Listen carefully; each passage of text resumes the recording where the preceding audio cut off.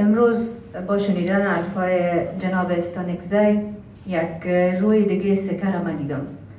یعنی که اینا اندیشهشان او چیز نیست که مطبوعات انعکاس میتن و تا ما میرسانن که یک خوشبختی بزرگ است. حالا میپردازم به چیزایی که نوشتیم. خدا کنه که از حوصله محفل خارج نباشه. اونقدر زیاد نیست، فقط یک چند پاراگراف خواهد است.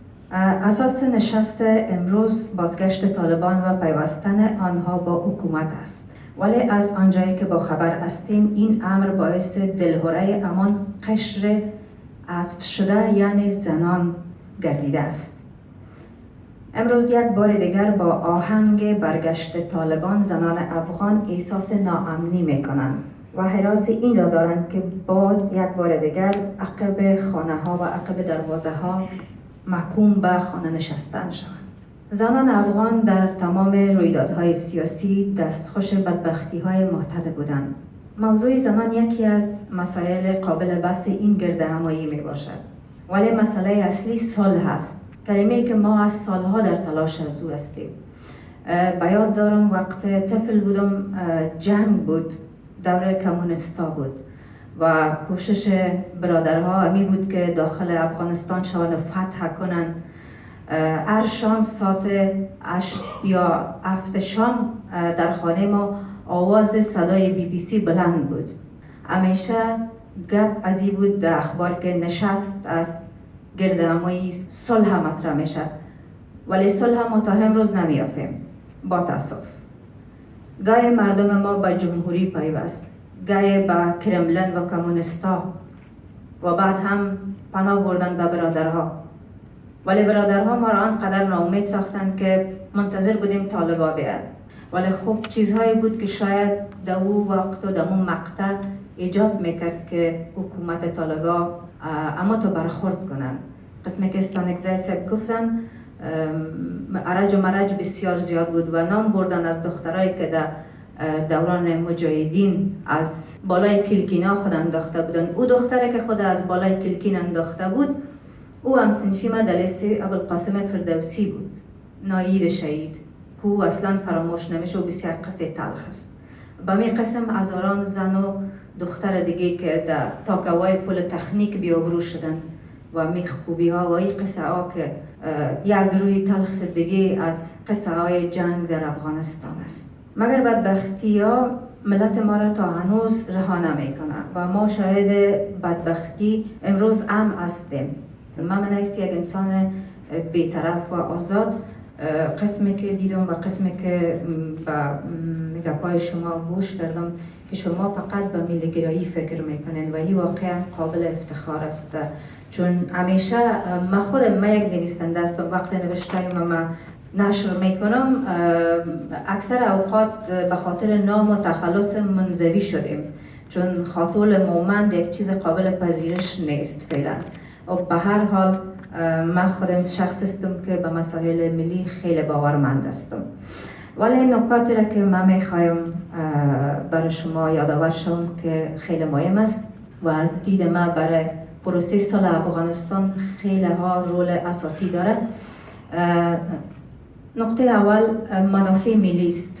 منافع ملی که در برگیرنده تمام سرحدات ما و شما و تمام دارایی های عامه و دارایی های فرهنگی ما می باشد. خیلی چیزها به یغما رفته. نکته دوم با ورود طالبان نادیده نکردن دستاوردهای 20 ساله زنان. همچنان نکته سوم مشارکت زنان در آینده و در حکومت بعدی و بعد از بازگشت دوباره طالبان برای ما خیلی مهم است. به خاطر از این عدم حضور زنان اینا همیشه بهانه قرار دادن و هی اساسی ترین نکته است که با او میتونن طالبا را از صحنه سیاسی حذف کنن و فعلا هم امیر سپر خود قرار دادن و به بسیار شکل ابزاری از زنان استفاده میکنن تا جایی که من میفهمم. نکته آخر ولی نکته واقعا خیلی اساسی تعلیم و تربیت اطفال به سطح معیاری و معیارهای درستش. امیدوار هستم که با ورود طالبا یک چیز دیگه شوه و صحنه قسم شوه که اینا غلط ثابت شوند. به هر حال در اخیر گفته های خود فقط می خواهیم ایره اضافه کنم که منیس یک افغان، منیس یک مسلمان، ما به این چیز باورمند هستم که خداوند متعال آموختن علم با نزول اولین سورش که اقرا بود بر ما مسلمان ها فرض ساخته و امیدوار هستم که این فرض بگذاریم که همچنان ما تطبیق کنیم در آینده ها. تشکر. مالته بل خور که خبری که مخیده چه به مایک مالته به بخلاص. بسم الله الرحمن الرحیم. زه باید خبرې وکم ستاسو اجازه. اول مې دا ویل چې موږ ډېر خوشاله یو چې نن راغلي د سولې خبرې ده په دې خاطر چې هلته په امریکا کې او په افغانستان کې چې موږ خوندې لرو چې هغو سره مو دا خبره شریکه کړه. د دوی ډېره تمه وه، دوی ټول زړه و چې راسي دلته د سولې خبرې سره وکړو. چې که څه موږ قوت نه لرو، نه موږ حکومت یو، نه موږ زور لرو، اما که موږ ستاسو څخه کوم خبرې واخلو، ستاسو خبره واورو، کېدای شي موږ یې د بل چا سره شریک کړو، کېدای شي هغه بیا زموږ سره خبره شریکه کړي، په دا رقم سره حل شي. شکر. بسم الله الرحمن الرحیم. ډېره مننه د دعوت څخه.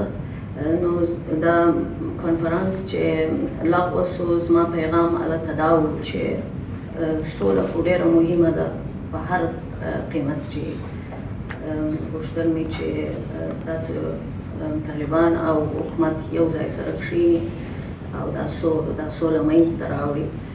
زه خپله د ښځو تعلیم ته کار کوم، ولې په دې چې ښځه چې تعلیم وکړي هغه خپل د اولاد په تربیه کې ډېر غټ رول ادا کولی شي. او کله چې نوی ځوان نسل تعلیم یافته شو، لکه تاسې چې مخکې وویله، نو هغه زموږ د ملک د تعلیم معیار پورته کوي او دا ډېر یو مهم کار دی. پس له جنګو څخه دا یو ډېره غټه مسله ده چې باید غور پر وشي. او دوهمه خبره دا ده چې دا د تعلیم په حساب باندې اوس بعضې فرق کوي چې چیرې تعلیم سوی دی، بیا متاسفانه داسې وي چې د هغه ملک په اساس باندې خلک هغه ایډیالوژیانې بیرته خپل ملک ته راوړي. ولې موږ ته دا پکار دی چې یو اسلامي حکومت وي په افغانستان کې او دا تعلیم نصاب ته کار وشي چې دا ټوله په داسې یو چوکاټ کې چې هغه زموږ د خلکو سره برابر وي. ولې په اطلب العلم ولو کان فی الصین موږ ته ویل سوي دي زموږ په اسلام کې چې هر ځای چې علم وي تاسې ولاړ سئ، نور یې زده کړئ، خو چې بیرته یې راوړو خپل کور ته، خپل ځای ته، باید په خپل اندازه کې، خپل په چوکاټ کې، خپل په رقم یې وکړو. او د هغه خبره بیرته د سولې سره هم تړلی سو چې هلته چې امن نه وي، ښځینه ته اعتبار نه وي، په حکومت باندې مشکل یې، نو زه فکر کوم نه یوازې ښځه، هلک هم نشي تللی مکتب ته، سړیان هم یا ښځینه که موږ خبرې پشکې کوو، سړیانو ته هم دا موقع نه برابرېږي په دې خاطر چې ګډوډۍ دی، امن دی په ملک کې. نو زما دا پیغام تسته. مهرباني.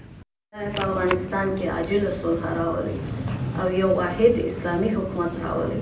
دا پر دې مجلس برکت کښېږدي او توفیق راکړي چې بیا هم سره راټول سو د صلحې وکړو تر هغو چې یو نتیجې ته ورسېږو.